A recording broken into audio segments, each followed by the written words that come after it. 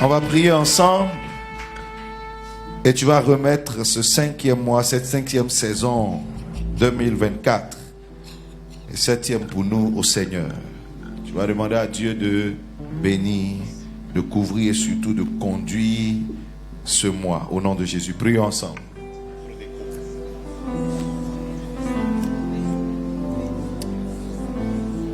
Du lever du soleil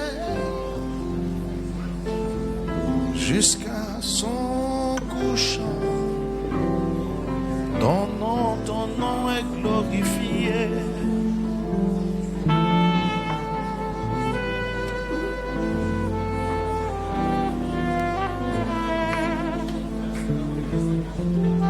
Darabos kiri wiri bros, rabamache le andos ke my ando, Marianda soteke mayando shi, rekalos ke nengana na hayo. Du lever du soleil jusqu'à son coucher, que ton nom soit glorifié.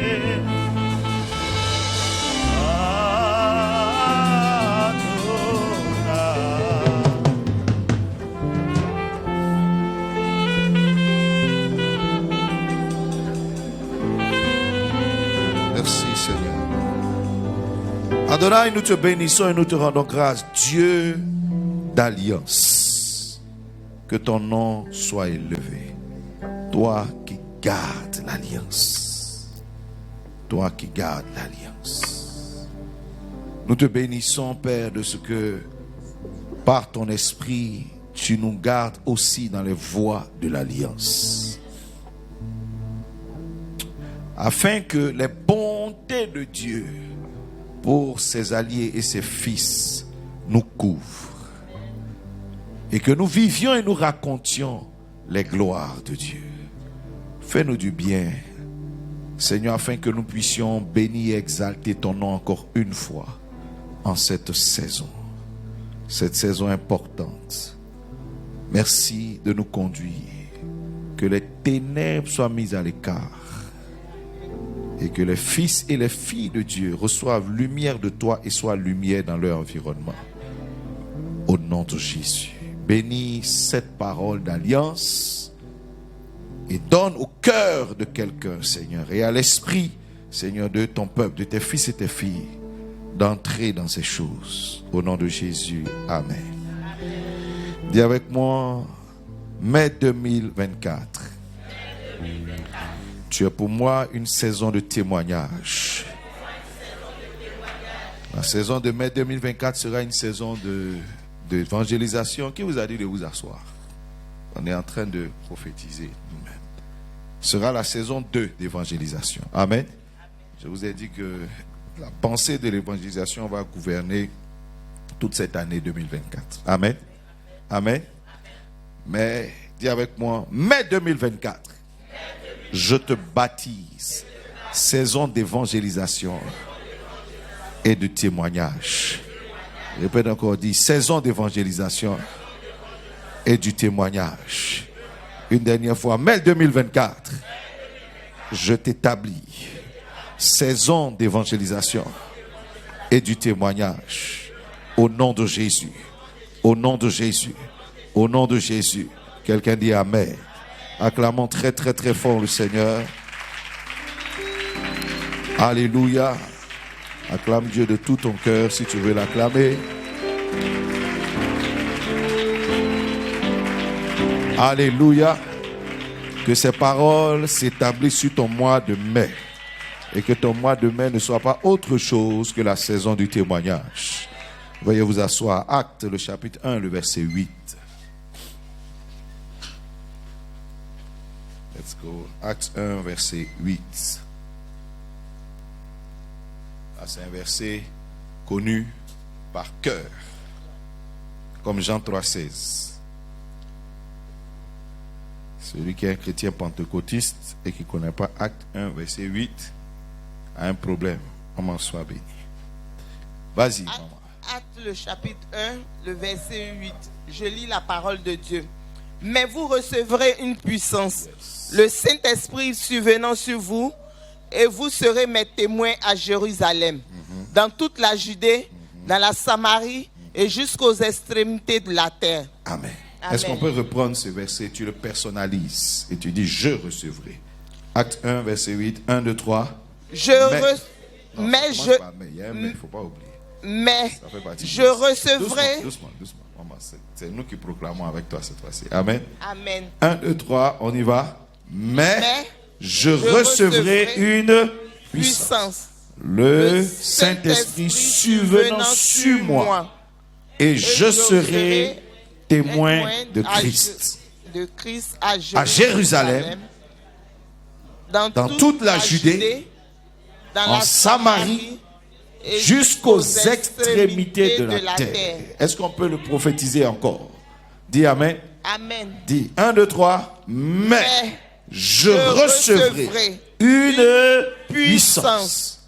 Le Saint-Esprit survenant sur moi. Et je serai témoin de Jésus-Christ. À Jérusalem, dans toute la Judée, en Samarie, jusqu'aux extrémités de la terre. Dis 3 fois Amen. Amen, amen et amen. Alléluia. Que Dieu vous bénisse. Amen. Rapidement. Alléluia. Voilà une saison dans laquelle Christ est en train d'introduire ses disciples. Ils ont marché avec lui. Ils ont connu plusieurs étapes. Amen. Plusieurs étapes. Ils ont été ses disciples.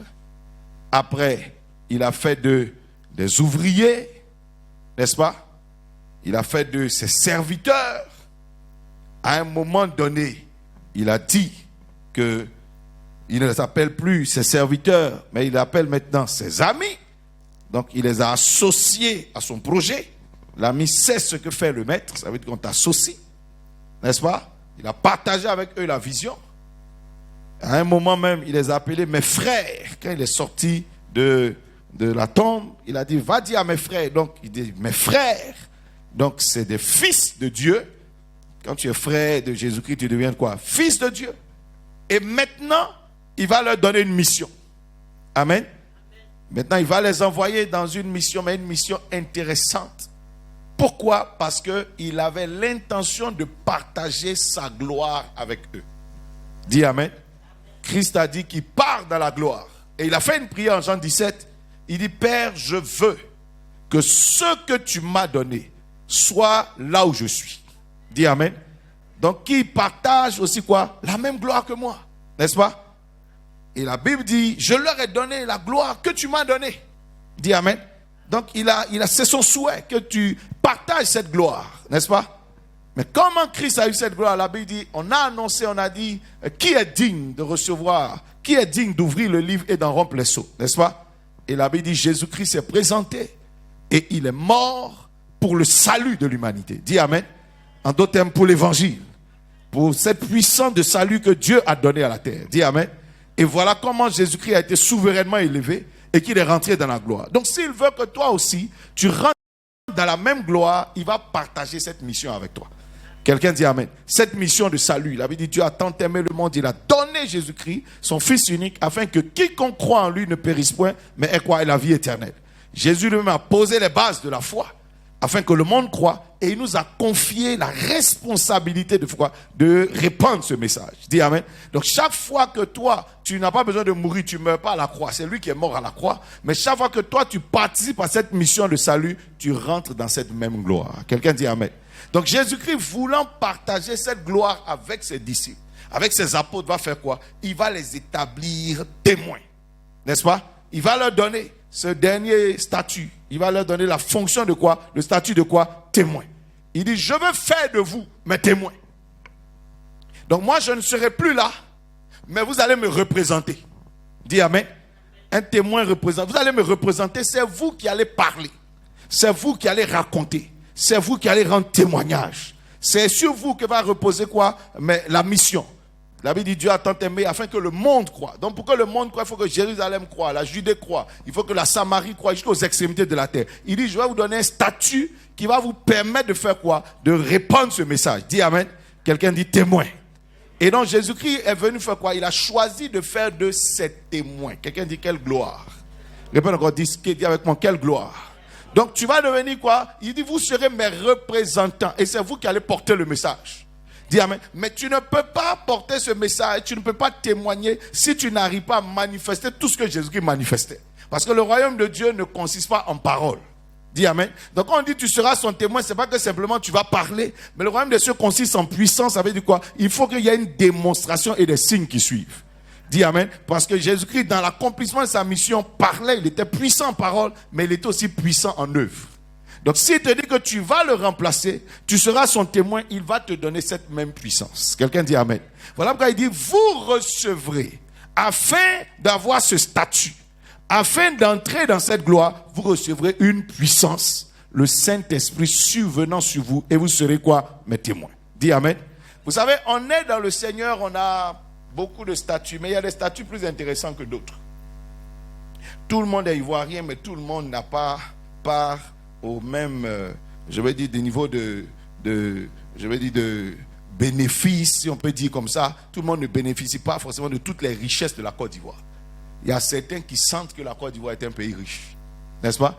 Et puis il y a des gens qui entendent que la Côte d'Ivoire est un pays riche, n'est-ce pas? Mais il y a certains qui te disent, regarde-moi et tu sauras que le pays est riche. Dis Amen. Je préfère que tu fasses partie de la deuxième catégorie. Ceux qui disent, regarde-moi et tu sauras que le pays est riche. Dis Amen très fort. Dis Amen. Donc tu vois que tu peux avoir un statut en Jésus-Christ qui est bien, mais la part que tu as n'est pas bonne, n'est pas suffisante. Il a dit un jour à Marthe, il dit, tu as choisi ta part et Marie a choisi sa part. Mais la part de Marie là, est meilleure que ta part. Dis Amen. Donc tu peux être dans le Seigneur et puis avoir droit à une part qui n'est pas très très bonne. Dis Amen. C'est comme tu es en Côte d'Ivoire, tu as droit aux revenus, toi aussi tu as un salaire, mais tu vois que ce n'est pas très très bon. Dis Amen. Tout le monde a un salaire, c'est pas ça. Les gens ont un salaire, mais c'est ton salaire qui te permet d'expérimenter la richesse du pays ou bien les difficultés du pays. Dis Amen. Dis Amen. Tout le monde vit quelque part ici, mais tu vois qu'il y a des endroits où tu vis et puis on casse facilement. N'est-ce pas? Et puis il y a des endroits où tu vis et puis tu n'es même pas menacé. Il y a des endroits où tu vis et puis quand il pleut, ton cœur n'est pas tranquille. C'est faux. Mais tout ça dans le même pays. Hein. Ceux qui étaient par exemple au Vallon entre-temps, il y avait Vallon, il y avait Atoban et puis il y avait Gobelé. Tous ceux-là, quand ils vont dire où tu habites, ils disent je vis au Vallon. C'est pas ça. Mais quand tu vas lui dire mais à quelle adresse du Vallon? Ceux qui vivent dans les immeubles, ils vont dire non, en bâtiment, peut-être, c'est pas moi, Alpha, au 4e étage. Mais l'autre qui vit à Gobelé, il va dire non, tu rentres, tu vois, le premier couloir à gauche, à droite. Quand tu arrives là, c'est là. Il n'y a pas d'adresse. On ne peut pas situer exactement où tu es. Oh, tu es au Vallon aussi. Dis Amen. Toi aussi, tu es au Vallon. Alléluia. Est-ce que je parle? Dis à ton voisin, tu habites où au Vallon? Dis Amen. Je souhaite et je prophétise que ta part sera bonne.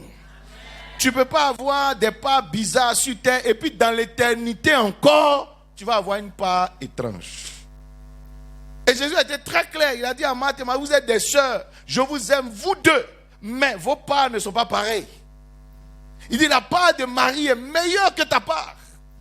Dis Amen. Mais tout dépend de l'attitude que chacun a, la pensée que chacun a à l'endroit de Christ. Il y a des gens qui ont vu Jésus-Christ comme, bon vraiment il va sauver mon âme. Tu es devenu donc un enfant de Dieu. Tu as été baptisé d'eau, repentance, et tu es devenu un enfant de Dieu. N'est-ce pas? Tu es sauvé. Dès qu'on te baptise, c'est fini. On déclare ton salut et puis tu commences à marcher dans les voies du salut. Mais ça ne suffit pas. Jésus-Christ dira après, faites de lui un disciple. Parce que le statut du disciple est meilleur que le statut d'enfant. Dis Amen. Et le disciple, on va commencer à le former, c'est une autre affaire. Le disciple va imiter. Le disciple va faire autre chose. Il va se soumettre à la discipline. Celui-là apprend à pratiquer la discipline du royaume. Quelqu'un peut être chrétien et puis par exemple, il ne vient jamais à l'église. Il est enfant de Dieu. Mais il n'est pas disciple encore. Parce que le disciple est là où le maître est. Dis Amen. Le disciple est là où le maître est. Le disciple est dans ce que le maître fait. Avait dit Jésus-Christ sépara la foule est repartie à la maison. Puis les disciples ont dit, je vous désoriente ici. Dis Amen. Tu es un enfant de Dieu, certes. Mais quand on regarde ta vie, tu vois que tu ne payes pas le sacrifice des disciples. Donc tu n'auras pas la gloire des disciples. Tu n'auras pas. Dis Amen. Tu n'auras pas l'expérience des disciples. Tu n'auras pas. tu ne vivras pas les miracles des disciples. Ce n'est pas possible. Et puis de là, il y a de disciples. Il y a des gens qui deviennent des serviteurs, donc des ouvriers. Qui ne viennent pas seulement au culte, mais qui participent même à la vie du culte. Qui ne sont pas seulement à l'église quand on dit on a évangélisé, qui ne font pas qu'acclamer les nouveaux qui sont venus, mais qui font venir les nouveaux. Est-ce que je parle à quelqu'un? Demande à ton voisin, tu es un spectateur de nouveaux? Parce qu'il y a des gens ici, on n'a jamais dit leur nom. Quand on dit qui t'a invité là, on n'a jamais dit leur nom. Je vous connais, vous me connaissez. Dis amen. Jamais on a dit un jour, telle personne qui t'a invité, puis va dire ton nom dans l'église. Et puis tu n'as pas honte. Tu es là, tu acclames les gens des autres seulement. Dis amen. Tu es un bon disciple, tu es là tous les jours, c'est déjà un bon pas. Mais il faut que tu arrives au stade d'ouvrier. Il faut que tu sois dans l'œuvre. Demandez à ceux qui sont allés en évangélisation, ils ont des expériences que vous n'avez pas. Ils connaissent Jésus-Christ plus que vous. Ils ont vécu des choses, ils ont des sacrifices qui font que vous ne faites pas. Dis amen. Donc vous ne pouvez pas vous asseoir dans le royaume et puis penser que vous avez droit à la même part. N'est-ce pas? Il a des sueurs, il a des sacrifices qui font que tu connais même pas. Amen. Dimanche passé, Dieu se manifestait ici. Mes commandos, là, il y a 2 ou 3 qui sont sortis blessés ici. Hein.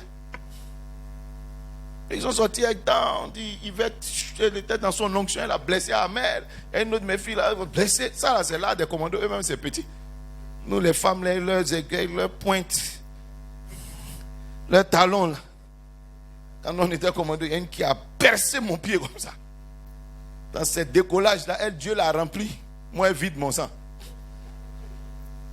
Et puis tu es obligé de condo. Il y a quelqu'un qui décollait un jour, m'a mis un de ses coups de poing dans mon visage. Ah, c'est rentré, je vous dis la vérité. Et tu vois les étoiles apparaître. Dis amen. La veille finie, lui dit vraiment la veille a chauffé. Moi-même, je sens ça. Hein, ce que je sens sur mon visage, là, la veille a vraiment chauffé. Alléluia. Quelqu'un dit à toi, tu œuvres où ça? Tu œuvres où? Tu es quel type d'ouvrier? Tu es où? Quelle est ta fonction? Et puis après, tu vois, Jésus qui va aller plus loin. Il dit, non, vous devez être mes témoins. Dis amen. Plus loin, il va dire, mes amis. Amis veut dire, tu sais ce que fait le maître.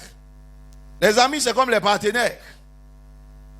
Ton ami, il sait. Quand tu dis, j'organise une fête là, l'ami sait ce que ça veut dire. Voilà pourquoi il ne vient pas seulement à la fête. En venant à la fête, il dit, j'ai envoyé du riz. Pourtant, tu lui as rien demandé. Mais l'ami sait que ta fête là, ça chauffe là-bas. C'est pas ça. Donc il devient comme un partenaire de la chose. Chaque fois qu'il entend quelque chose, il met sa main dans votre affaire. Parce que l'ami sait ce que fait le maître. L'ami est totalement différent. Abraham était ami de Dieu. Quand Dieu partait à Sodome et Gomorrhe, il dit, les gens parlent, ils accusent Sodome et Gomorrhe, je m'en vais détruire. Abraham était l'ami. Il sait que Dieu ne veut pas détruire. Donc il va mettre sa contribution pour dire, non, il faut écouter, je vais intercéder. Là où tout le monde accuse, je vais placer mes arguments. Afin qu'au moins ta volonté soit faite. Dis amen. Dis amen. Quelqu'un dit l'ami. L'ami intervient différemment. Dis amen. Ensuite, il y a ce qu'on appelle quoi maintenant? Jésus nous appelle ses témoins. Je prie que tu arrives à ce stade. Alléluia. Quelqu'un dit un témoin de Jésus-Christ. Répète encore, dis un témoin de Jésus. Et c'est ceux-là, Jésus-Christ seul t'arrête, il dit, vous recevrez une puissance. Ouais, souvent les chrétiens veulent être des gens puissants, des gens ceci, mais ils refusent le statut. On ne donne pas une voiture de service à quelqu'un parce qu'il plaît aux gens. C'est faux? Non. Il y a des gens qui voyagent, qui ne connaissent même pas les prix des billets d'avion. Ils sont tout le temps en première classe, mais ils ne connaissent pas les prix. Parce que c'est les entreprises, les structures qui les envoient. On paye tout, il ne sait même pas combien coûte la chambre d'hôtel dans laquelle il est. Les restaurants où il mange, il ne sait même pas combien ça coûte. N'est-ce pas? Mais parce qu'il est important pour une structure. On ne te donne pas des avantages comme ça. Dis amen. Pourquoi on te donne certains avantages? C'est parce que tu as la fonction.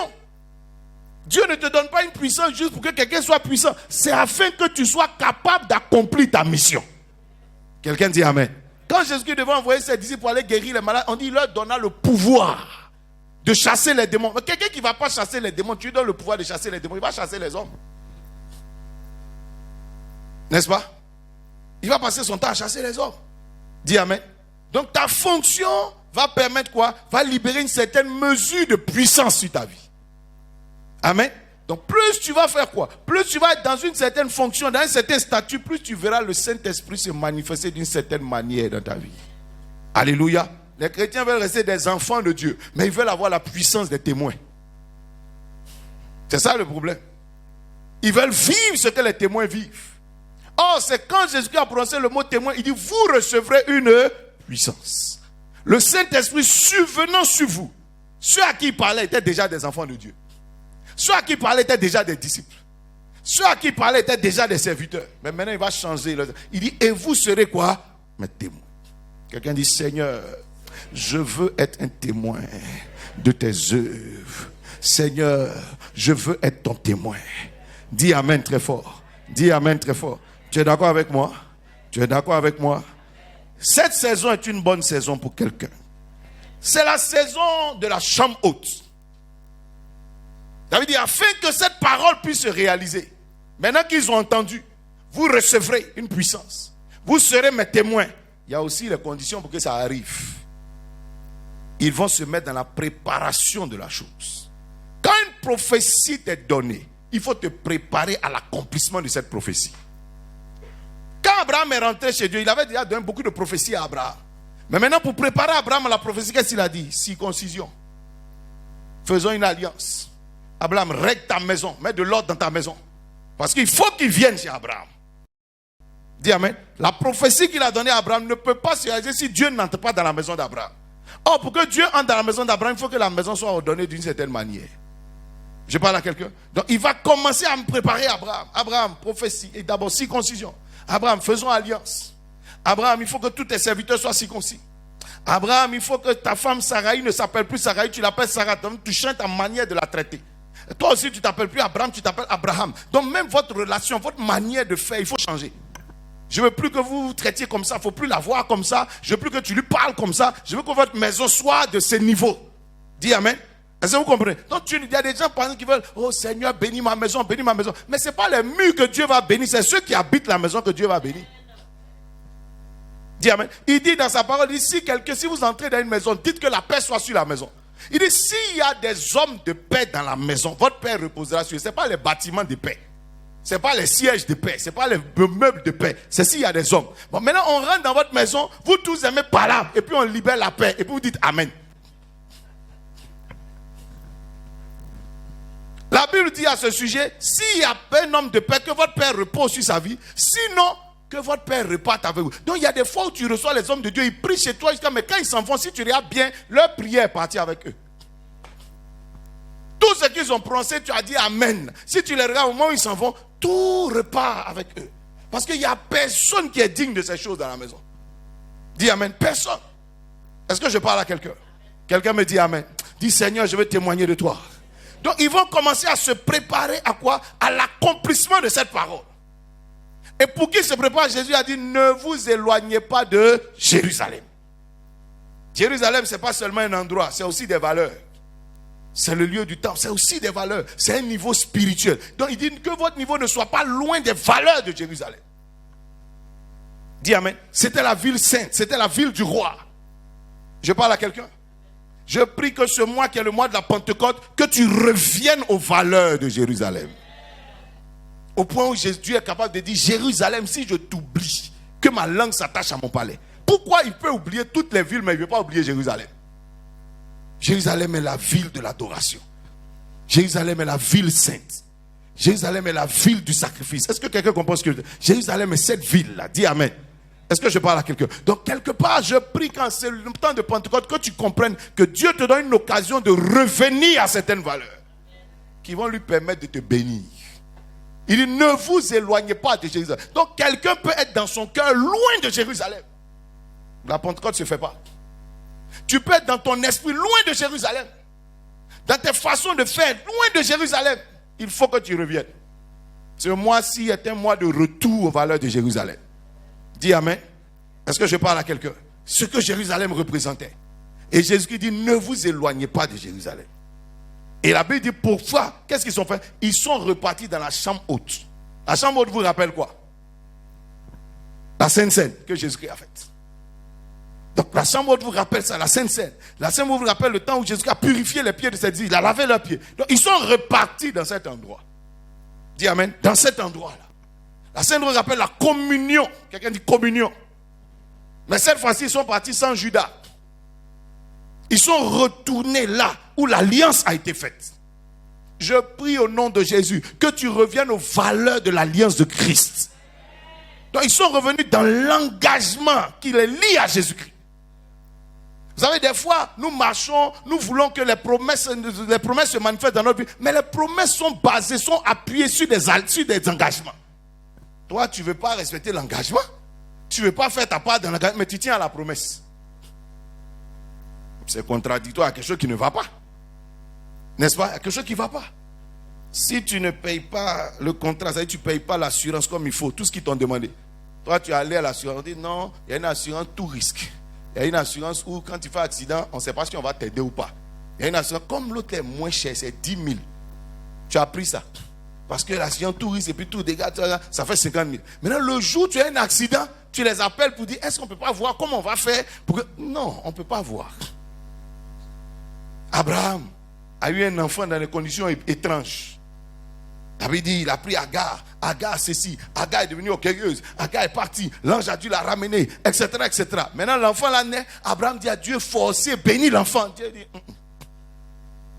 les conditions qui sont mises en place pour que l'enfant naisse, tu sais très bien que cet enfant ne peut pas être l'enfant de la promesse. Dis amen. L'enfant là, sa maman a déjà fui une fois. C'est sûr qu'elle va repartir. C'est faux? Est-ce qu'après ils ne sont pas repartis? Donc je ne peux pas faire alliance avec quelqu'un qui... ils sont sauvages. Agar, elle est calme. Dès qu'elle est enceinte, elle devient bizarre. Donc elle change trop d'humeur, elle change en fonction des états. L'enfant là est calme aujourd'hui, mais demain je ne sais pas ce qu'il va devenir. Ce n'est pas quelqu'un de temps. En fonction de la situation, la personne change. Il dit, Ismaël va faire comme il est bien. Quand on va dire, allons à la montagne de l'Holocauste, il va devenir sauvage. Il dit, je ne peux pas bénir quelqu'un comme ça. Je ne peux pas travailler avec quelqu'un comme ça. J'ai besoin de quelqu'un qui est constant. Dis amen. Quelqu'un qui est le même hier, aujourd'hui, éternellement. Quelles que soient les conditions. Qui a la foi et qui reste dans certaines valeurs. Dis amen. Et donc, vous voyez que ça n'a pas... Tu ne peux pas vouloir avoir des promesses dont tu ne respectes pas les conditions, l'engagement. Dis amen. Et il a dit, ils sont retournés dans cette salle, dans cette chambre, dans ce lieu d'alliance. Afin que les choses, les promesses de l'alliance se réalisent dans leur vie. Je prie au nom de Jésus que toutes les promesses de l'alliance se réalisent dans ta vie. Dis amen. Que tout ce qui a été annoncé dans le cadre de l'alliance se manifeste dans ta vie. Et une des promesses de l'alliance, c'est quoi? Jésus a dit, le Saint-Esprit, je vais te demander au Père, il vous enverra mon esprit. Il vous enverra le Saint-Esprit. N'est-ce pas? C'était une des promesses d'alliance. Jésus-Christ mourrait pour ça. Vous savez que le Saint-Esprit s'est retiré de la terre parce que l'homme était pécheur. Depuis la Genèse. Il dit non, l'homme n'est que chair. Il ne peut pas traiter avec des gens comme ça. Donc il y avait des personnes qui recevaient que l'onction survenante en fonction de leur ministère, les prophètes, etc. Mais quand Christ vient, il dit non. Il dit dans les temps de la fin, je vais répandre mon esprit. Donc quel est le contrat? Je vais mourir à la croix. Père, tu répands ton esprit. Que le Saint-Esprit les traite à cause de moi. Dis amen. Donc par exemple, c'est comme tu as eu problème avec maman Hello. Moi Hello ne supporte pas ta tête. Mais maintenant moi je viens la voir. Et puis je dis, je vais faire. Telle personne, ma fille, comment tu t'appelles? Je vais t'envoyer Ruth. En temps normal, elle ne veut même pas sentir Ruth. Mais maintenant je dis, elle viendra en mon nom. Quand tu vas la regarder, souviens-toi de moi et agis. Le Saint-Esprit, je vais te dire la vérité. Si c'était entre toi et lui, tu étais décédé il y a longtemps. Amen. Voilà pourquoi Jésus-Christ nous a promis, il dit blasphémer contre tout le monde. Sauf lui. Déjà, on a négocié pour qu'il vienne. Parce que lui, il est le garant de la sainteté de Dieu. Donc, il y a des choses qui ne tolèrent pas. Je parle à quelqu'un. Il y a des choses qui ne tolèrent pas. Vous vous souvenez de David en son temps? David a dit, ne touchez pas à Absalom. C'est son fils. Mais Joab, c'était le chef de l'armée. Il est garant de la sécurité du roi. Donc, tu es son enfant ou tu es sa femme ou tu es qui? Tu menaces le roi, lui, il te tue. Lui, il n'a rien à voir avec les liens de quoi. Non, non, non. Lui, il est le garant. Il est là pour la sécurité. Donc, toute personne qui constitue une menace pour le roi, soit son enfant, soit son jumeau, il te tue. Dis amen. Joab l'a tué.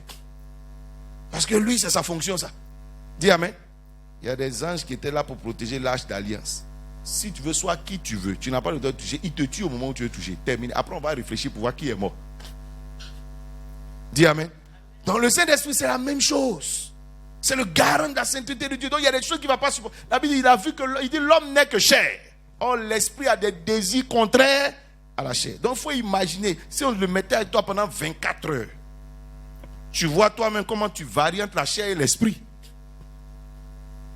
Des fois, tu es dans un état, puis on dit tu es devenu charnel, hein, ressaisis-toi. La Bible dit, d'accord, tu serais décédé déjà. Dis amen. Mais Jésus-Christ a fait quoi? Il a négocié afin que dans le cadre de l'alliance, le Saint-Esprit soit avec toi de façon permanente. Donc, ce n'est pas toi qui regarde. Voilà pourquoi il dit, il prendra ce qui est à moi. Il vous le donnera. Parce que s'il prend ce qui est à lui, on ne sait pas ce que c'est. Dis amen. Il est venu pour Christ. Il dit, vous le recevrez, mais vous serez moi mes témoins. Est-ce que je parle à quelqu'un? Il va vous conduire dans mes choses à moi. Dis amen. Donc je vais lui dire, maman, elle va venir. Mais voilà, fais ça. Elle va te traiter là comme moi je la traite. Ne la regarde pas. Mais agis envers elle comme moi j'aurais fait. Dis amen. Et donc quand Ruth va venir, maman Elo lui donne des habits. Maman Elo, elle pense que maman Elo est gentille avec elle. Non, maman Elo est dans le contrat qui nous lie. Le Saint-Esprit, quand il descend là, il est dans un contrat avec Jésus-Christ. Quelqu'un dit amen. Et c'est dans ce cadre de ce contrat que lui te donne. Voilà pourquoi quand toi tu oublies le contrat, tu as tout oublié. Maintenant, je dis à maman Elo, quand elle va venir, il faut qu'elle soit habillée en rouge et en noir. C'est le contrat. Premier jour, elle est en rouge et en noir. Deuxième jour, elle est en rouge et en noir. Troisième jour, elle dit non, elle est à la mode. Elle s'en s'habiller en vert et jaune. Le contrat est rompu. Il y a quelque chose qui ne va plus. Dis amen. Ananias et Saphira ont refusé à un moment donné de faire avancer le témoignage de Christ. Dieu les a tués. Parce que le contrat qui vous lie, c'est le témoignage de Christ. Quelqu'un me dit amen. Ça commence à venir. Voilà pourquoi certains chrétiens vont commencer à faire de grosses prières. Mais les prières, là, le problème c'est que leur exaucement est lié au contrat. Il y a des miracles qui accompagnent ceux qui ont cru. Il y a des miracles qui accompagnent ceux qui témoignent. Dis amen. À cause de ta fonction, il y a des délivrances que tu vivras. Parce qu'on a encore besoin de toi. Dieu est venu nourrir Élie un jour. Il dit mange encore car le chemin est long. Oh, toi tu vas nulle part. Tu n'as aucun chemin. Bon, pourquoi on va te donner à manger? Donc quand tu es en train de mourir là, on dit préparer sa place, il arrive au ciel ici. Mais Élie, on l'a gardé sur terre, pourquoi? Parce que son chemin est long. Le chemin de quoi? De sa mission. Alors que toi, la mission, tu as arrêté. Ça ne t'intéresse pas. Dis amen. Ça ne t'intéresse pas. Donc tu es en train de te priver de beaucoup de choses. Dis amen. Est-ce que quand vous lisez la Bible, le jour où Joseph a fini de voir son deuxième rêve se réaliser, ça veut dire quoi? Ses frères et son père sont arrivés. Est-ce que vous entendez encore parler de Joseph? C'est terminé. C'est fini. Parce que c'était ça, sa mission. Le jour où ça a été accompli, c'est fini. Joseph même a perdu la boussole. Le grand Joseph qui voyait tout, brusquement on lui dit ses propres enfants. Il ne sait pas qui doit être béni en premier, qui ne doit pas être béni. Pourquoi? C'est fini. C'est fini. Sa mission est terminée. Quand vous arrêtez la mission, vous avez arrêté tout le processus. Quelqu'un dit amen. Quand Jacob n'arrivait plus à faire la mission parce que Jacob était vieux, Dieu a fait passer l'onction sur qui? Sur Joseph. Et maintenant c'est Joseph qui voit, c'est Joseph qui dit ceci. Pourquoi? Parce que la mission a été confiée à Joseph. Donc pendant près de combien de chapitres on ne parle que de Joseph? À partir de Genèse chapitre 37, c'est Joseph rêva. On dirait que Jacob est mort. Parce que Jacob était vieux, il a perdu beaucoup de temps en train de chercher ses femmes. Le temps de revenir, il était vieux. Donc Dieu avait besoin de quelqu'un qui a la force. Or lui, il a perdu 21 ans en train de chercher la femme qui va marier. 21 ans de mission. Dieu a pris les 21, il a donné à l'enfant le plus jeune, qui a encore la force et l'énergie. Dis amen. Donc tant que Joseph fonctionnait, vous voyez qu'on n'entend plus parler de Jacob. C'est pour ça qu'à la fin, Jacob dit, j'irai, je le verrai. Quand Jacob rentre, maintenant il va prophétiser, c'est l'héritage. L'héritage, ce n'est pas le fils qu'il a. Comme maintenant il va laisser l'héritage, Dieu le remet en fonction. Un vieux peut laisser l'héritage, ce n'est pas grave. Mais il ne peut plus courir. Et donc Dieu fait quoi? Il remet la chose sur Jacob. Et c'est pour ça que c'est Jacob qui commence à voir l'avenir. Joseph ne voit plus. Parce que la portion d'onction qui était sur lui, à cause de Jacob, est revenue sur Jacob. Et la Bible dit alors, Jacob dit, enfant, venez, et il va prophétiser sur la fin. Tu comprends ce que je veux dire? Quand tu arrêtes la mission, tu as tout arrêté. Quelqu'un dit, je recevrai une puissance, le Saint-Esprit, et je serai son témoin. Dis amen. Afin que la chose se réalise, la Bible dit, ils sont allés dans la chambre haute. Qu'est-ce que la chambre haute? Il faut noter ça. La chambre haute, c'est la chambre où Dieu te délivre du désordre. La Bible dit, ils étaient tous ensemble, d'un commun accord. Amen. Ils étaient tous ensemble, rassemblés dans le même endroit. Donc il n'y a pas de désordre, il n'y a pas un qui est ici, l'autre est là-bas, l'autre est ceci, l'autre est cela. Tu ne peux rien accomplir de grand si tu es dispersé. C'est faux? Dès l'instant où il y a un peu de désordre, de dispersé, il n'y a rien de grand qui s'est fait. Dis amen. Tu peux être très intelligent, avoir beaucoup, mais le problème c'est que tu es trop dispersé. Je prends un exemple. J'ai 30 grains d'arachide dans ma main. Je jette une graine à Williamsville, l'autre à Paillé, l'autre au Dokui, l'autre à Boboté, l'autre à Koumassi, un grain à Boaké, l'autre à Yamsokro. Ainsi, dans toutes les villes, je jette un grain. Dites-moi, est-ce que j'ai un champ d'arachide? Est-ce que j'ai une moisson? Est-ce que je peux devenir riche? Pourtant, j'ai jeté des grains d'arachide. Tout a poussé. C'est pas que tout a poussé. Mais est-ce que je peux moissonner? Non. Quelqu'un d'autre même va prendre. Maintenant, j'ai pris les mêmes 30 grains et puis j'ai jeté tout au Dokui, dans mon jardin ici. Est-ce que je ne vais pas moissonner? C'est le même nombre de grains d'arachide, mais rassemblés. Je peux devenir riche à partir de ça. On va me connaître comme un planteur d'arachide. Maintenant, quand on dit, grande réunion de tous les planteurs d'arachide dans le pays, je suis dans la réunion. Je peux être même peut-être le sous-responsable, le vice-président de tous ceux qui cultivent l'arachide. Pourtant, hier, j'ai fait la même chose. Mais j'ai dispersé mes graines. Donc, finalement, je suis rien. Alors que j'ai planté. Et je me suis même fatigué plus que les autres. Plus que moi, je suis allé qu'à Boaké. Je suis allé qu'à Korogo. Je suis allé qu'à Odiéné. Je me suis fatigué plus que tous les autres planteurs. Mais personne ne me reconnaît. Quand on est dispersé, on n'aboutit à rien. Un homme a une bouteille d'eau. Il a 100 personnes assoiffées devant lui. Et puis il a voulu donner à boire à toutes les 100 personnes. Puis il a donné un peu, un peu. Chacun a goûté. Juste une cuillerée. Et les 100 sont morts.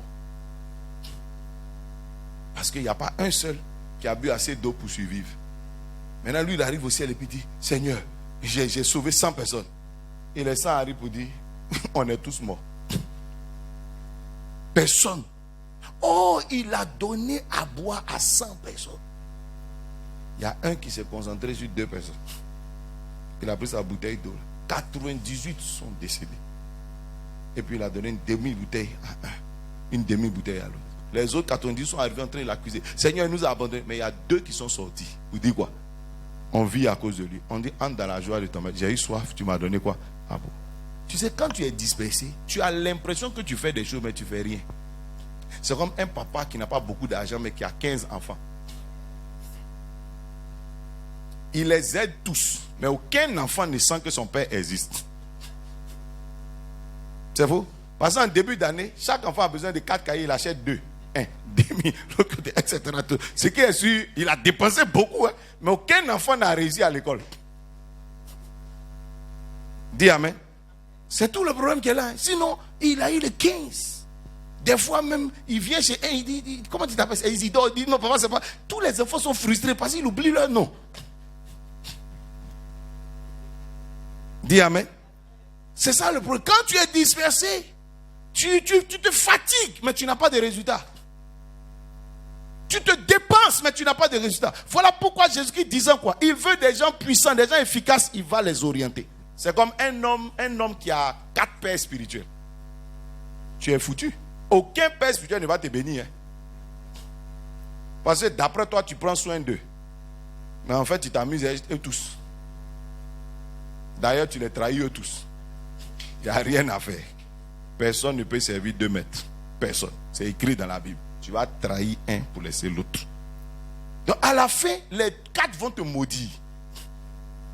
Pourtant, tu as eu 4 pères spirituels. Tu as dépensé beaucoup d'argent à essayer de les soutenir, de les bénir. Pour nourrir Isaac seul, tu souffres. Dieu t'a regardé et dit, honore ton père. Et puis honore quoi? Ta mère. Il sait pourquoi il t'a dit un. Maintenant, toi seul, tu as soulevé, tu dis non, moi j'ai un de mes pères qui est au Doku, j'ai un de mes pères qui est ici, j'ai un de mes pères qui est là-bas. Tu es sûr que tu peux honorer, mais comme il faut, les 6 là, tu ne vas pas t'en sortir. Tu ne vas pas t'en sortir. Dis amen. Tu vois que chaque fois que tu te disperses, tu perds le résultat. Je prie que tes forces soient rassemblées. Quelqu'un dit amen. Quelqu'un dit rassemblées. Je prie que tu sois comment? Concentré sur certaines choses. Et voilà pourquoi la Bible dit, tous les disciples se sont retrouvés dans la chambre haute. Tous. Il n'y a pas un groupe qui est quelque part, un groupe qui est ici, un groupe qui est là-bas, un groupe qui est... Non, ils se sont tous mis ensemble. Et ils se sont mis à prier ensemble. Quelque chose a bougé dans le monde. Je prie au nom de Jésus que l'église arrive à s'unir. Nous faisons beaucoup de choses, mais on ne sent pas. Parce qu'on les fait chacun de son coin. C'est faux? Quand chacun a un bâton, une braise, est-ce que ça fait un incendie? Non. C'est-à-dire que toi seul tu as un bois, l'autre a un bois, l'autre a un bois, on est dispersé comme ça. Il n'y a aucun feu qui s'allume. N'est-ce pas? Mais si on mettait ensemble, ça allait faire un grand feu. Quelque chose d'important allait se faire. Quelque chose de fort allait se faire. Dis amen. Je partageais une idée avec certains pasteurs. Je disais, par exemple, on est peut-être 100 pasteurs, on achète tous des terrains à Yamoussoukro.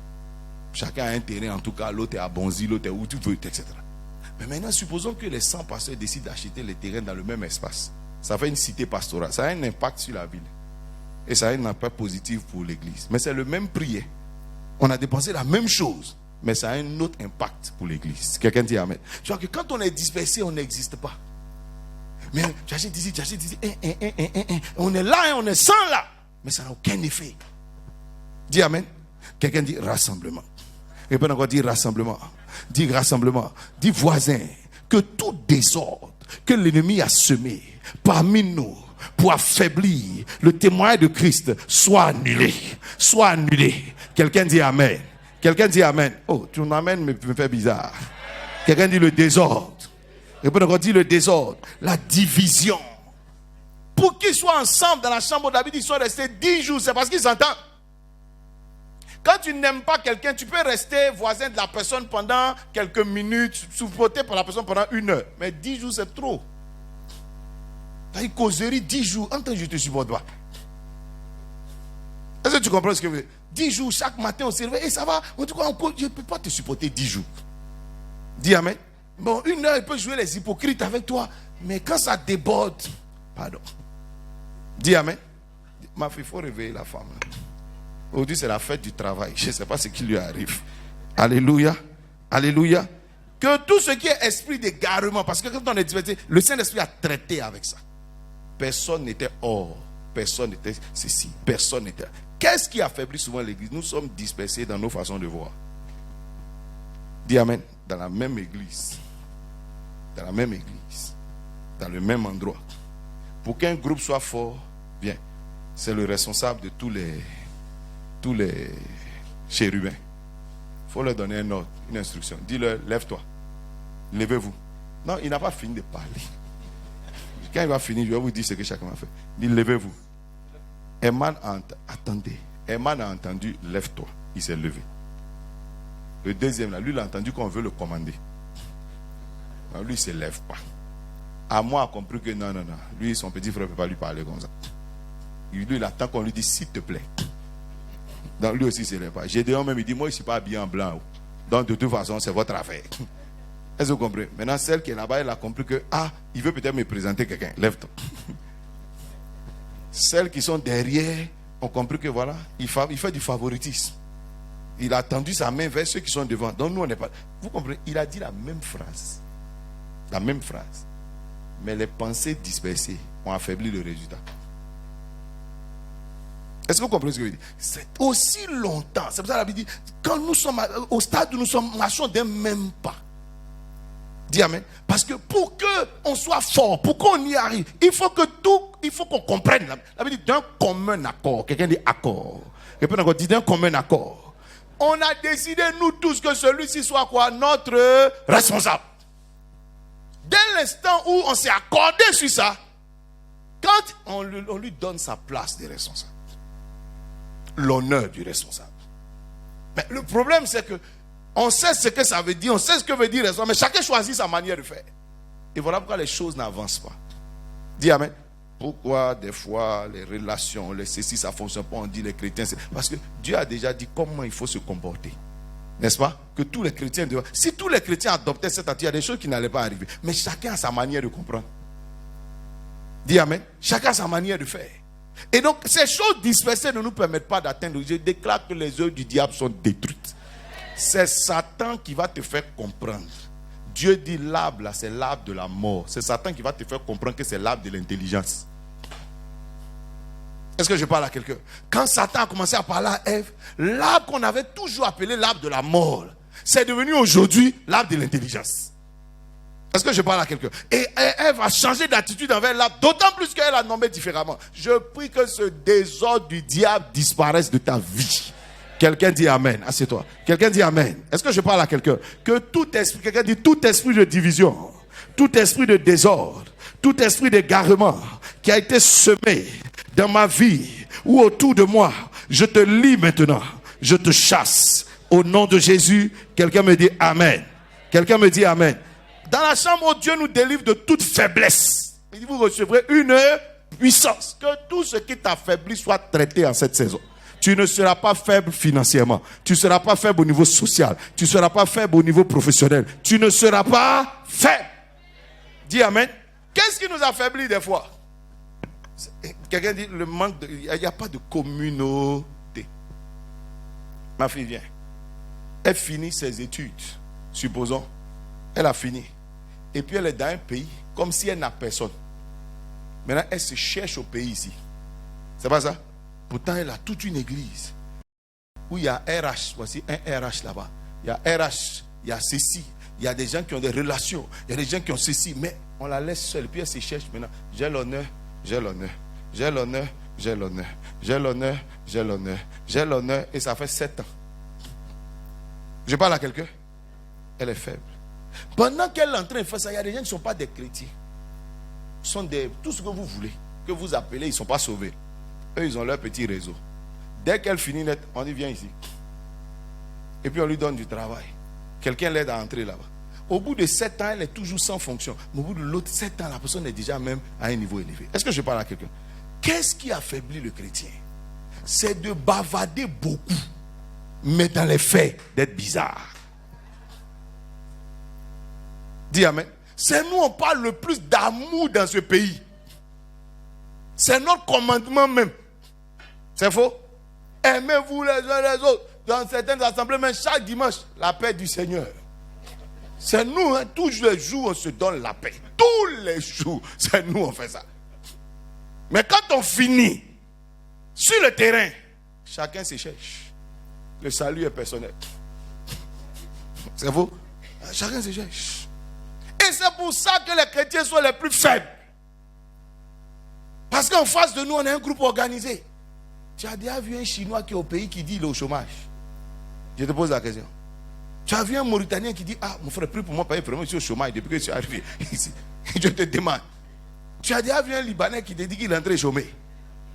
Je ne sais pas si tu comprends ce que je suis en train de dire. Mais parce qu'il a une communauté. Moi, j'étais au campus avec un Libanais dans notre classe. Aujourd'hui, l'un des directeurs d'une grande entreprise, je l'ai vu, je ne sais pas, un mariage, je ne sais plus c'était le mariage de qui. Tu vois. Pourquoi? On était en 3e année quand il dit, de toute façon, c'est vous qui travaillez, c'est vous qui êtes en train de chercher. Moi, derrière mon poste m'attend, les gens disent de faire vite, tu es venu prendre ma fonction. Pendant qu'il disait ça, nous, on était assis là comme des sans famille. Vous connaissez le livre là, non? Sans famille. Tu as arrêté, en fait, toi, tu sens que quand tu as fini, tu ne sais même pas où tu as parti. Mais j'ai l'honneur de, tu as compté sur quoi et qui tu te demandes. Mais on a fini, dès qu'on a fait, on n'avait même pas encore eu les résultats de trucs. Il avait été déjà embauché. Aujourd'hui, il est directeur de quelque chose. Tu sais, à un moment donné, on devient quelqu'un. Ce n'est pas à cause de soi, mais c'est parce qu'un Méphibosheth a un Jonathan qui a fait un contrat pour lui que Méphibosheth est à la table des rois. Dis amen. C'est un Méphibosheth. C'est un Jonathan qui a fait que Méphibosheth est là-bas. C'est une Naomi qui a introduit Ruth auprès de Boaz. C'est un Mardochée qui a introduit Esther auprès du roi. Est-ce que je parle à quelqu'un? Mais sinon Esther va se balader avec sa beauté toute sa vie. Je déclare dans le nom de Jésus que la faiblesse qui quitte notre milieu. Dis amen très fort. Dis amen très fort. Est-ce que tu comprends ce que je suis en train de dire? Chacun se débrouille. Généralement, ton voisin avec lequel tu t'assois, tu n'as jamais pris un seul de ces sujets de prière. C'est-à-dire, on est tous ici. Mais quand on dit prions, moi, Seigneur, moi. Et l'autre qui est à côté. Tu n'as jamais, dans toutes tes prières, il n'y a pas un nom que tu nommes. Quand tu vois une fille qui commence à prier pour un garçon, c'est qu'elle veut le marier.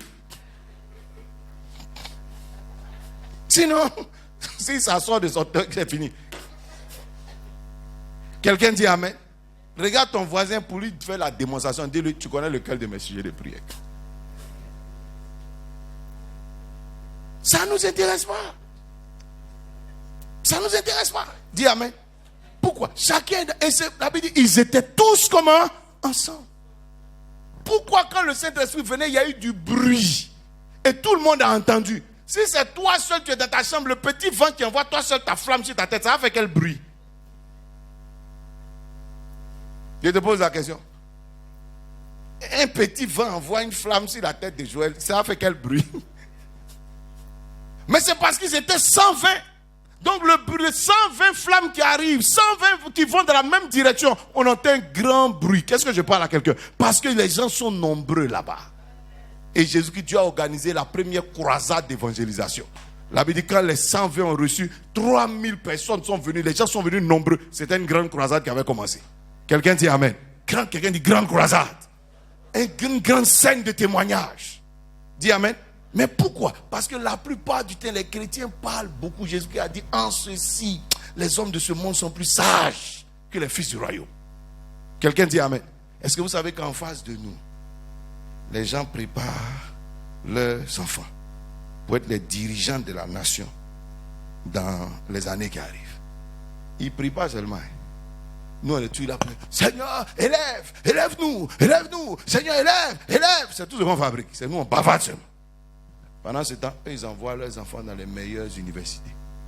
Quand tu es en train de dire élève, là, son enfant a une bourse, il est en train d'aller étudier. Au moment où toi, tu as fini de dire élève, son enfant est directeur de ceci, il est DG de cela, il est ceci, et puis c'est chez lui tu cherches à travailler. Ton élève là va t'envoyer où? Dis amen. Est-ce que je parle à une personne? Je prie que ça disparaisse de l'église. Quelqu'un dit amen très fort. Qu'est-ce qui fait que nous sommes faibles? Mais parce que il y a quelqu'un qui va vendre de l'huile ici. Tous les chrétiens vont prendre crédit, ils ne vont pas payer. Et ils vont faire tomber son commerce. Au nom de frère en Christ. Oh, il est plutôt en crise. Je suis arrivé au stade où quand mes filles veulent vendre quelque chose, je dis ne vends pas à l'église. Parce que il dit s'il veut acheter pour vendre, il ne faut pas faire de la charité. S'il dit prends pas, il ne te donne pas son nom, ne lui donne pas. C'est un commerce que tu fais, ce n'est pas ONG. Tu n'es pas venu pour aider quelqu'un. Si ton père n'a ne peut pas payer, tu dis gloire à Dieu. Alléluia, que l'Éternel s'occupe de toi. Parce que tu es venu vendre. Si tu commences à faire crédit, les gens vont prendre, tu vas voir, nous-mêmes on ne sait pas où ils rentrent. Pendant 2 mois, il ne vient plus à l'église. Personne ne sait où il est passé. Dis amen. Et c'est ce qui fait la faiblesse des chrétiens. Je parle à quelqu'un? Oh, je prie que Dieu nous aide. Dis amen très fort. Oh, nous construisons beaucoup de choses. Vous ne voyez pas que l'église est en construction? Qu'il y a plein de temples qui sont en train d'être construits partout. Que ce n'est pas seulement l'église ambassade. Je parle de l'église, c'est un grand marché. Il y a quelle structure chrétienne qui construit?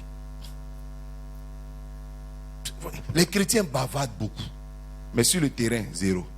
On a essayé de prendre les familles pour commencer à démarrer des projets. On a ouvert une première boutique. Vous avez pris concours d'église pour gâter mon projet. C'est pas ça. Concours de qui a gagné, qui n'a pas gagné. Judas, ils ont failli faire par là pour gâter mon église. Il dit c'est bon. Il n'y a plus concours. Il dit. Dis amen. Personne n'a perçu ce qu'on a. Peut-être qu'aujourd'hui on aurait rempli tout le document de boutique ici. N'est-ce pas? Dis amen. Je prie que Dieu t'aide. Dis à ton voisin. Il est l'heure que Dieu ouvre notre esprit. Pourquoi je te parle ainsi? Quand Jésus dit vous serez mes témoins, il n'a pas seulement dit témoin de vous annoncer. Regarde, Jésus va te sauver. Il faut que notre vie témoigne de la sagesse de Christ. Dis amen. Il y a des œuvres qui sont faites et puis personne ne parle. Les gens suivent directement ton Dieu. À cause de ce que tu as fait. À cause du modèle que tu représentes. Dis amen. Je prie que Dieu soit avec nous. Je prie que Dieu soit avec nous. J'ai un de nos fils, on peut dire, sa mère était ici, son père était des églises Assemblées de Dieu. Il a grandi dans la foi chrétienne. Et puis, comme il était militaire, il a eu un concours, il est parti au Maroc pour sa formation. Il a fait, je crois, 3 ou 4 ans là-bas. Quand il est revenu musulman. Jusqu'aujourd'hui, il est musulman. La raison, c'est laquelle? Il y a un réseau.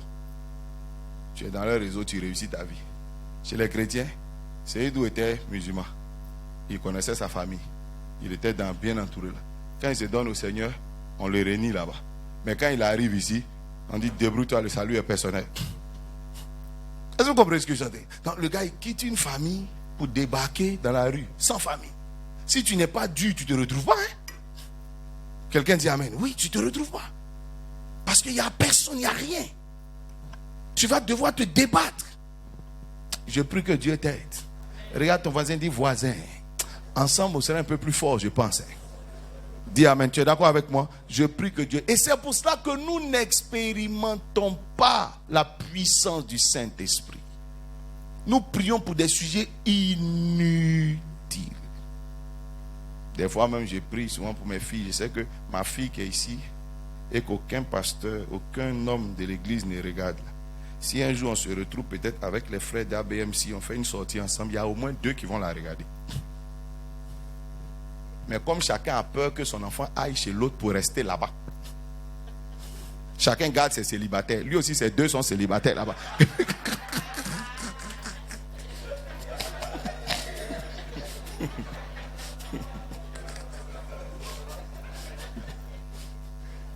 Je parle à quelqu'un.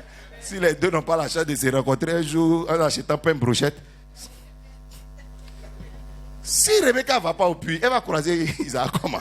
Quelqu'un dit amen. Si la femme samaritaine ne vient pas rencontrer un juif, comment elle va faire pour avoir le salut? Aucun samaritain ne pouvait lui donner ce qu'elle voulait.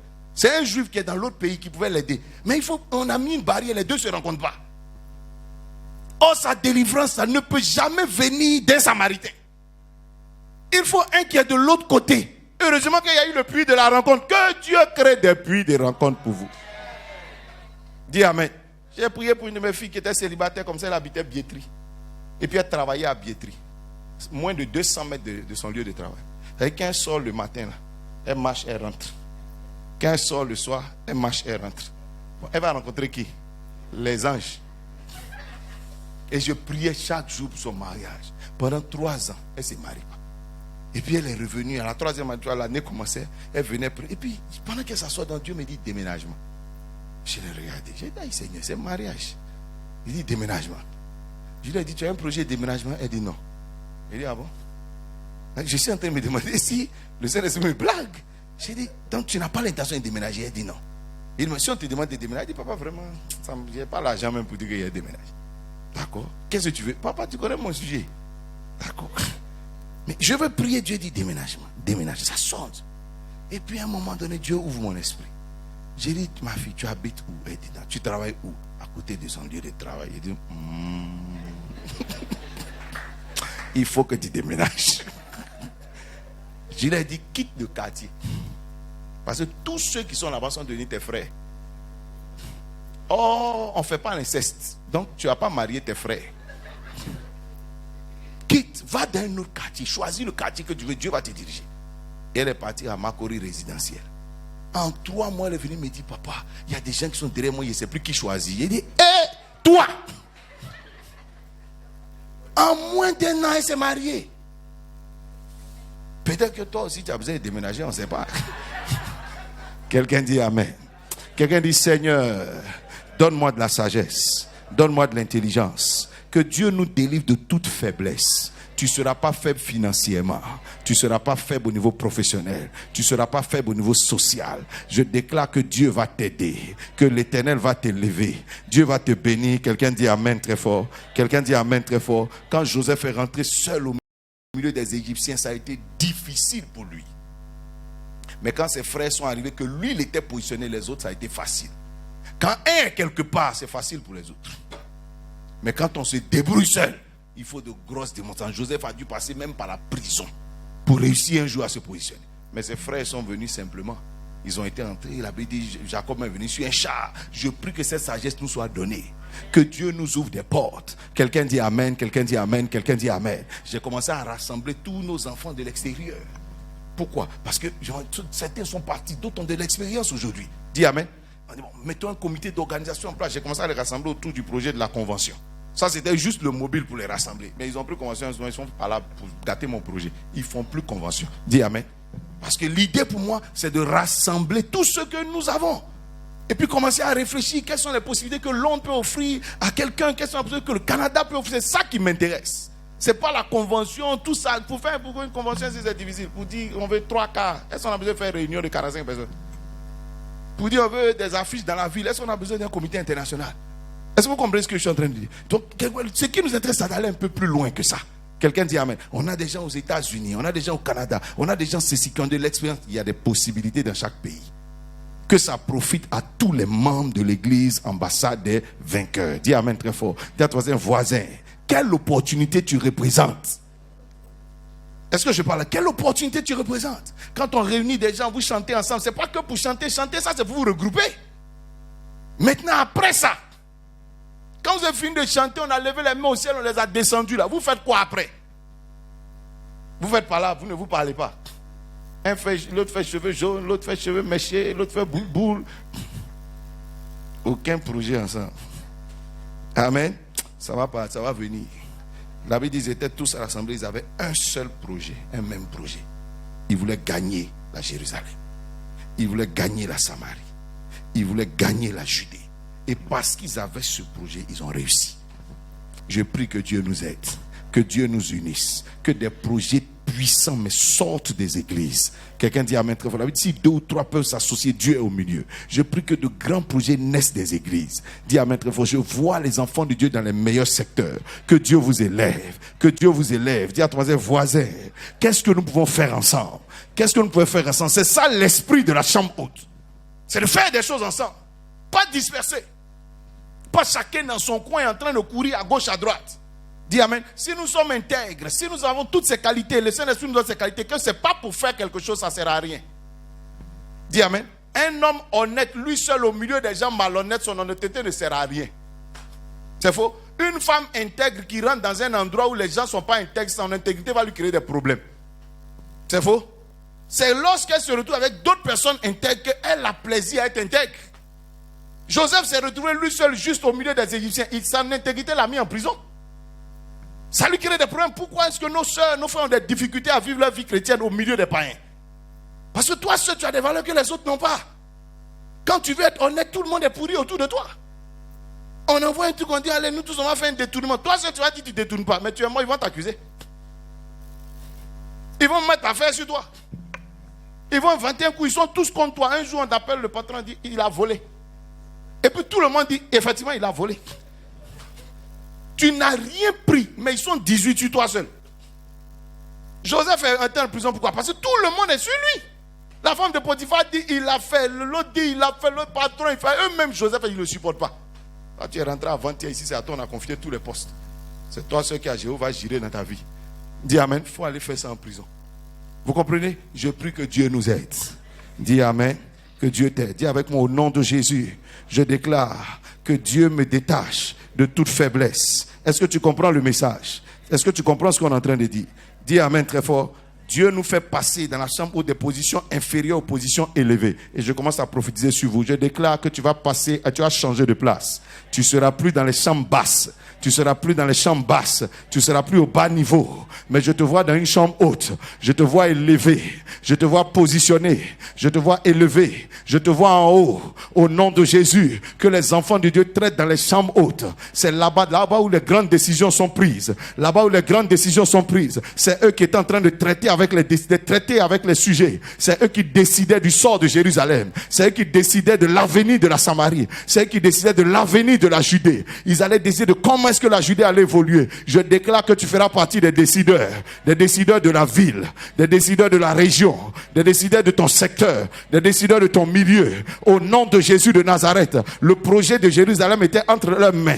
C'est eux qui pensaient ce projet. C'est eux qui voyaient comment Jérusalem serait sauvé, comment la Samarie serait sauvée. Je dis, nous allons penser bientôt le salut de la nation, le salut de nos régions, salut au niveau financier, salut au niveau politique, salut au niveau économique, salut au niveau social, salut au niveau spirituel. Quand tu dis Amen, que Dieu élève, que Dieu t'élève, que Dieu t'élève, que Dieu t'élève au nom de Jésus. Tu ne resteras pas un simple acteur banal dans ta zone où tu te trouves, mais l'Éternel te positionnera. L'Éternel te positionnera. Je te vois dans la chambre haute. Tu vas prendre part aux décisions. Tu vas prendre part aux réflexions. L'Éternel va t'assagir. L'Éternel va t'élever. Je dis, je te vois dans la chambre haute de ton entreprise. Tu vas prendre part à l'évolution des choses. C'est toi qui vas réfléchir. La Bible est en train de réfléchir au projet d'expansion de l'évangile. C'est eux qui concevaient la chose. C'est eux qui voyaient comment ça devait avancer, comment le projet devait réussir, comment le projet pouvait s'étendre, comment le projet pouvait franchir les frontières. Je dis, Dieu va te bénir de cette manière. Je te vois en train de comprendre ces choses. Et le Saint-Esprit est venu leur montrer. Et le Saint-Esprit est venu les éclairer. Ça va t'arriver. À toi et à tes enfants. Ça va t'arriver. À toi et à tes enfants. Au nom de Jésus, quelqu'un me dit Amen.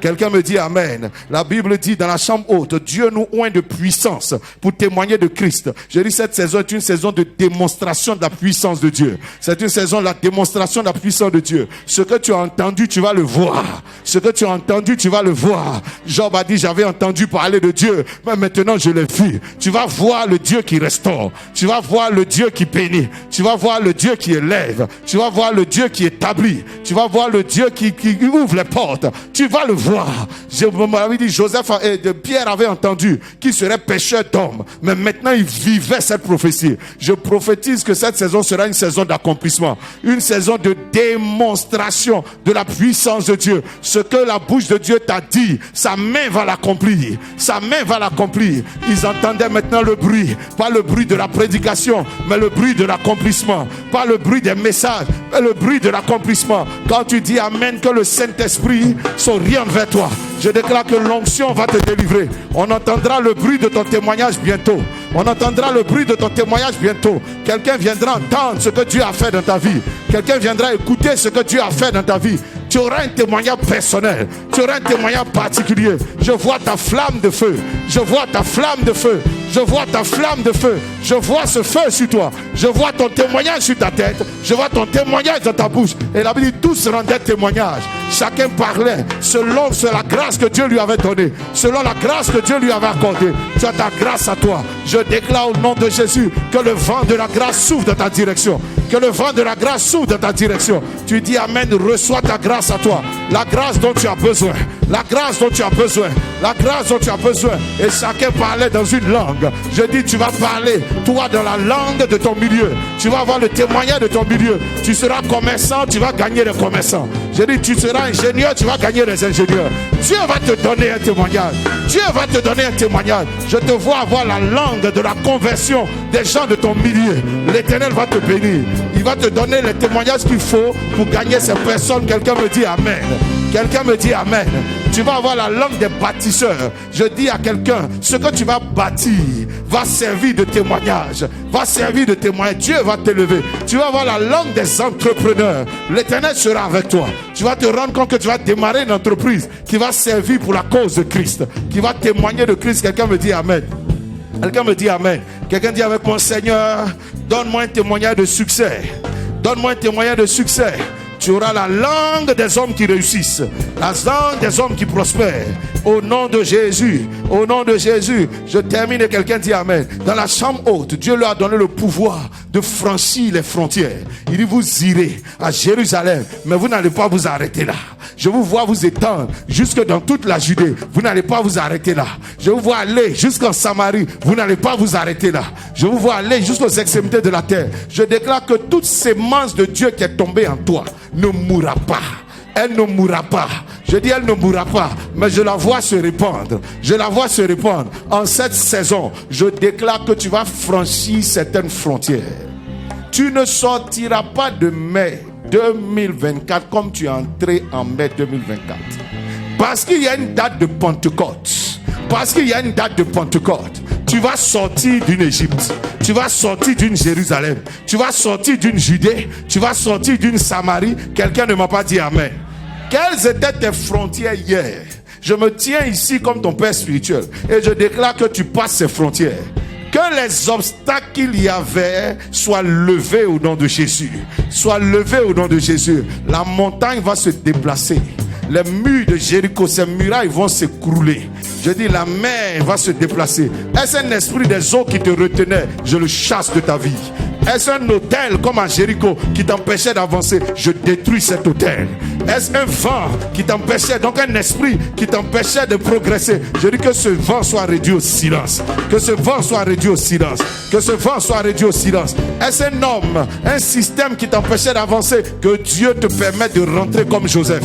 Que Dieu te permette de rentrer comme Joseph. Est-ce la méchanceté qui t'empêchait d'avancer? Que Dieu te donne la grâce de David. Au milieu de ses frères qui ne reconnaissaient pas, Dieu l'a positionné. Est-ce l'injustice? Je dis, le Dieu de Joseph sera avec toi.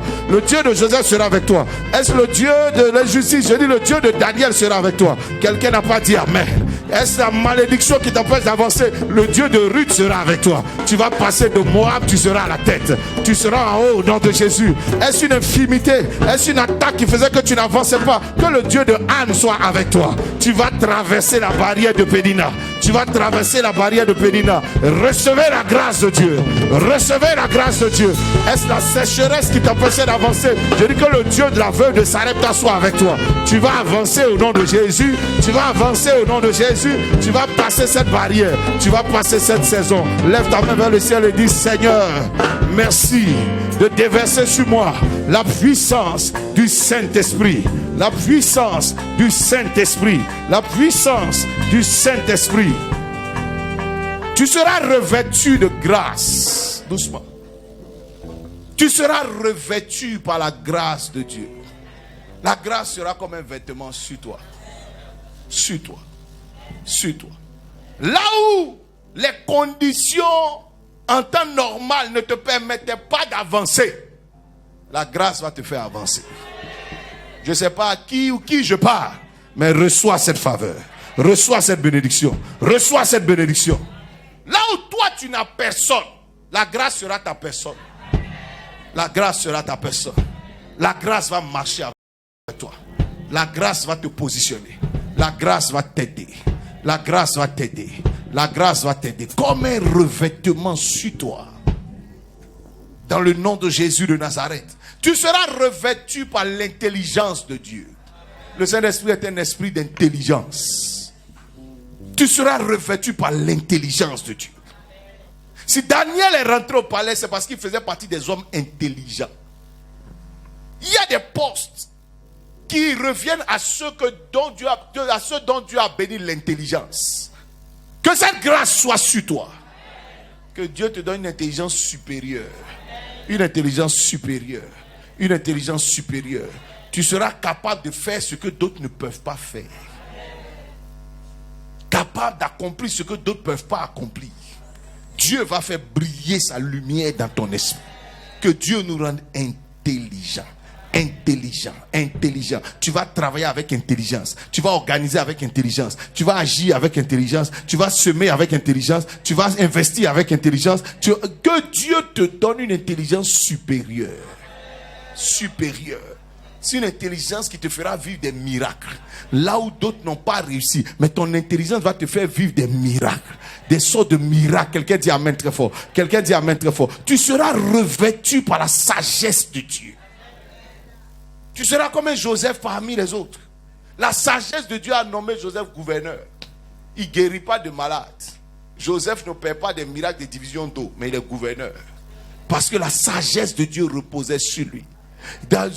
Salomon ne menait pas de guerre contre Goliath, mais la sagesse l'a élevé au-dessus de tout. La sagesse lui a donné de prospérer. La prospérité a accompagné Joseph à cause du revêtement de la sagesse. Je prie dans le nom de Jésus que tu fasses partie des 17 personnes que Dieu distingue en cette saison. Que la sagesse de Dieu soit sur toi. Que la sagesse de Dieu soit sur toi. La sagesse a mis Joseph à part. Il a commencé à avoir des rêves et concevoir des choses que ses frères ne pouvaient pas concevoir. Ça va t'arriver. que Dieu distingue plusieurs d'entre nous par la sagesse. Par la sagesse. Dieu va te faire entendre. Dieu va te connecter à une voix. Il va te connecter à un conseiller qui va ouvrir ton esprit et dilater ton... Tu vas commencer à te rendre compte que quelqu'un va te prêter sa sagesse. Quelqu'un va te prêter sa sagesse. Des idées arrivent. Des idées arrivent. Tu vois, la sagesse permet à quelqu'un d'accomplir facilement les choses difficiles. Les choses difficiles, d'éviter beaucoup de choses. Je dis, tu vas arriver. Je vois une accélération dans la vie de plusieurs personnes. Que le revêtement de la sagesse soit sur toi. Tu recevras cet esprit-là. Tu recevras cet esprit-là. L'esprit de Dieu est un esprit de puissance et de force. Je déclare que tu vas passer là où personne ne passait. Rien ne t'effraiera, rien ne t'intimidera. Le Dieu de David sera avec toi. Tu vas régner au milieu des géants. Tu vas t'asseoir au milieu des géants. Tu vas opérer au milieu des géants. Tu vas décider au milieu des géants. Tu seras un géant de ton secteur. Je ne sais pas à qui je parle, mais tu seras un géant de ton secteur. Dieu te rend fort. Dieu te rend fort. Dieu te rend fort. Que l'esprit qui est en toi soit plus fort que ceux qui viennent contre toi au nom de Jésus. Au nom de Jésus, tu seras fort sur tous les plans. Fort au niveau relationnel. Fort au niveau intellectuel. Fort au niveau financier. Fort au niveau des opportunités. Que Dieu te bénisse ainsi. Et David savait comment saisir les grandes opportunités. Il avait la force pour cela. Il avait le caractère pour cela. On lui présente Goliath, ça ne lui dit rien. Il n'a pas peur. Que Dieu vienne remplir le cœur de ses enfants. Aucune timidité ne régnera en toi. Je te vois avec une force et une audace impressionnante. Tu vas relever des défis inimaginables. Inimaginables. Quelqu'un va se convertir à cause des exploits que tu as accomplis. À cause des exploits que tu as accomplis. Je dis, en cette saison, tous tes anciens adversaires plieront les genoux devant toi. Plieront les genoux devant toi. Quelqu'un dit amen et obtient la victoire. Quelqu'un dit amen et obtient la victoire. Que Dieu soit avec toi au nom de Jésus. Que des miracles vous accompagnent. Que des miracles vous accompagnent. Que des miracles vous accompagnent. Lève tes mains, je fais la dernière prière. Je déclare que l'audace et le zèle de l'évangile ne quittent jamais ton cœur. Jamais ton cœur. C'est l'alliance. C'est l'alliance. Quiconque s'engage à témoigner de Christ, à confesser Christ, ton nom sera confessé devant les anges des endroits. L'ange du secteur où tu es enregistrera ton nom. En d'autres termes, les portes vont s'ouvrir. Aussi longtemps que tu as l'intention de témoigner, même si on te met en prison, tu vas sortir comme Paul et Silas. On ne peut pas t'enfermer. Ils ont mis Pierre en prison, mais on ne peut pas enfermer le témoignage. On ne peut pas enfermer. Alors la puissance qui accompagne le témoignage a ouvert la prison.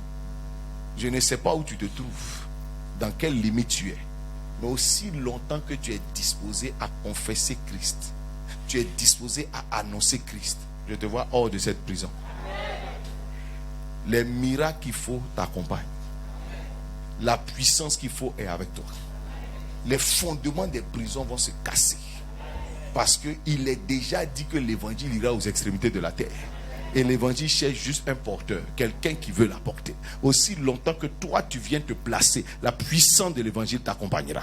La puissance de l'évangile sera avec toi. Je vois des hommes et des femmes de miracles parmi nous. Des hommes et des femmes de miracles parmi nous. Tu vas parler de la part de Jésus-Christ. Et Dieu va se manifester. Et Dieu va se manifester. Tu vas parler de la part de Jésus-Christ. Et Dieu va agir. Dieu va agir. Ils ont mis Paul et Silas en prison. Mais Dieu a démontré qu'il est le Dieu qui a cautionné leur ministère. Je dis au nom de Jésus de Nazareth, rien ne t'arrêtera. Je prophétise sur chacun d'entre nous que tes dons se réveillent et se manifestent.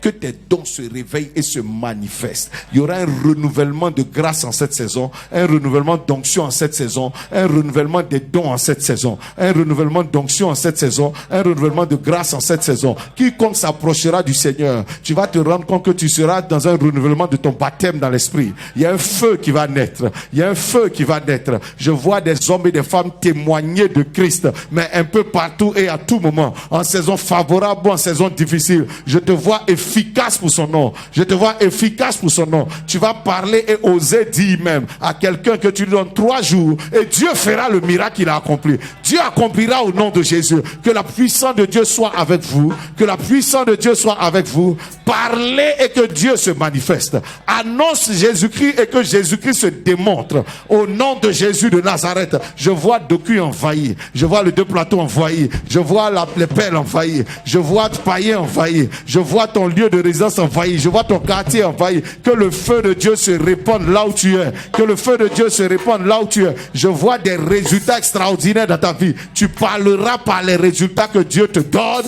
au nom de Jésus, au nom de Jésus de Nazareth. Merci Seigneur.